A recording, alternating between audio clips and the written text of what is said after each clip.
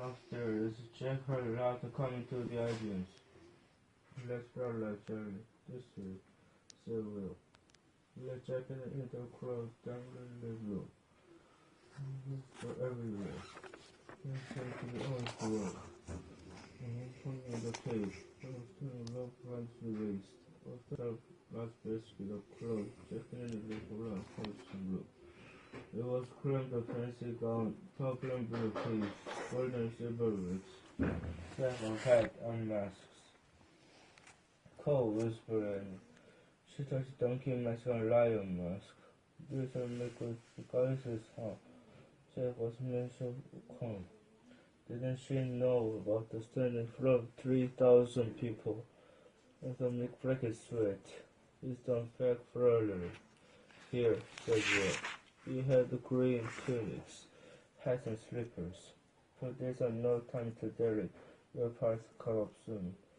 Jack and they sit behind the curtain and change into their costumes. It's their hats and you hear pigtails. When he came on, your hat it was small scores. Here, Lords, he said.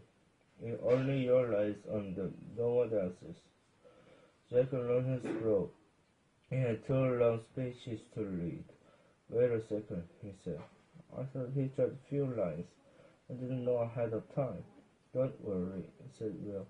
Just remember, speak very clearly, and with feeling. And above all, and natural. And natural, thought Jack. How that natural when you birth heart attack. Just as sure shopping man burst up into the costume room. He had curly hair and red cheeks. He was dressed all in green too. For goodness sakes, Will, he said a frantic whisper. What will we do? Don't worry. Look what I found. They both can read, said Will. He pushed Jack and Annie forward.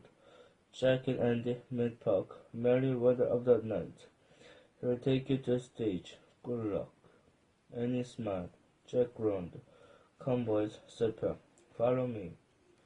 Puck led Jack and Annie out of the costume into the hallway. Then he guided them to a dark area at the back of the stage. Actors were silently nearby, waiting to go on. One wore a beautiful white gown, others with tattered brown rags. Through an arch, Jack saw the roof of the stage. It was blue with stars and moon. A huge crowd stood directly in front of the stage, and people watched from the galleries above. Every single person in England is out there, Jack thought with horror. How did I get any talk me into this? I'll take you on stage first, Puck whispered to Jack. When I say, how no, spirit, we're under you. That's reading your line. Understand? Jack barely nodded. His mouth felt dry. He tried to walk barefoot. Puck turned to Annie. You go on stage with a fairy queen, he whispered. He pointed the actress dressed in a beautiful white gown. When she tells you to sing or to sleep, you'll start your song. What's the tune? asked Annie. Just make it up, said Puck. Not if your yellow blue things do not stop, just what if your who yes who things, Jack broke in. The crowd kept who wilder, said Puck. Groundlings, said Jack. One flyleaf who wrote 2 seats, said Puck. There's a stage. Said, don't stop, harder, keep going. That doesn't touch Jack. He could go on stage. No crowding, throwing things. There was 3,000 people watching. Now the million lines to read, and of the threw up. While Puck and Annie watched the show, Jack slipped away. His exit. As he found the stairway, bumped into the woods. Where are you going? Will whispered. I can't stay, said Jack. I'm sick. Will sobbed his breath. Then he took his Jack's shoulder and spoke calmly. Close your eyes for a moment, Sir Jack, he said.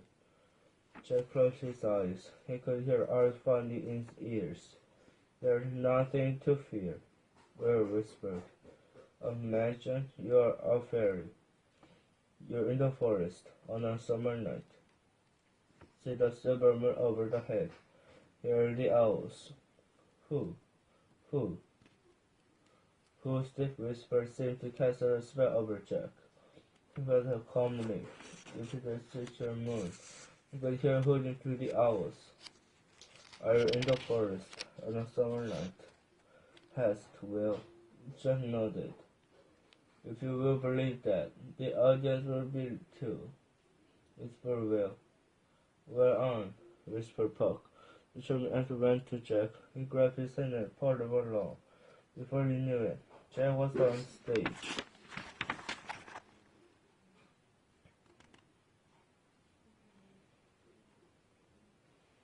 Jack stood outside to the bright sunlight.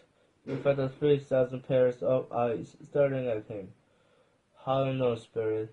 Puck said in a loud voice. Where wonder you? Jack looked down at his scroll. He pushed the glasses into place. He opened his mouth. No sound came out. One of the growling hissed. How no, Spirit? Puck shouted even louder this time. Where wonder you? Jack closed his eyes. He felt the summer night. He took a deep breath. He cleared his throat. He looked at his speech. Then he began to read. Over hill, over there, through bush, through ground, over park, over pale, through flood, to fire, and the wonder of everywhere, through the undermoon sphere, and I saw this fairy queen. And Jack and the others got quiet. Jack heard he was dead. He was in the forest, in the night, talking to Puck.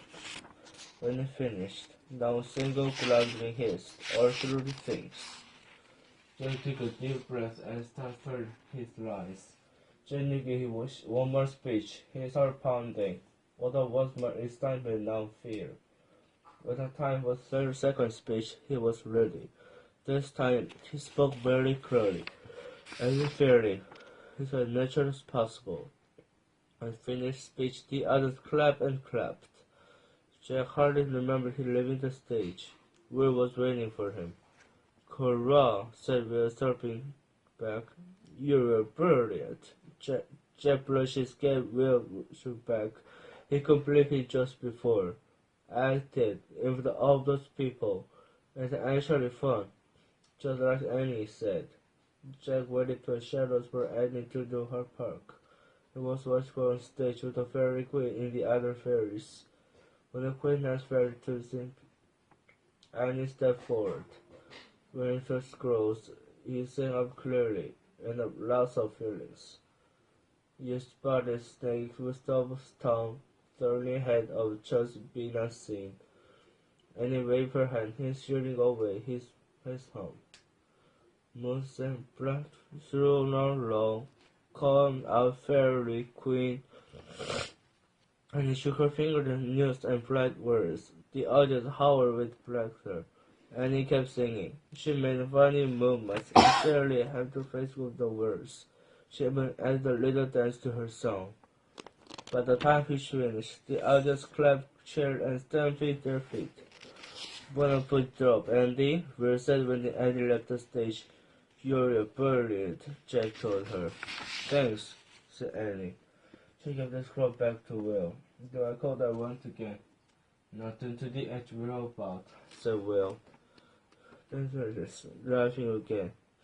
He only want to see the play. So they found a shadowy spot at the back of the theater and watched from there.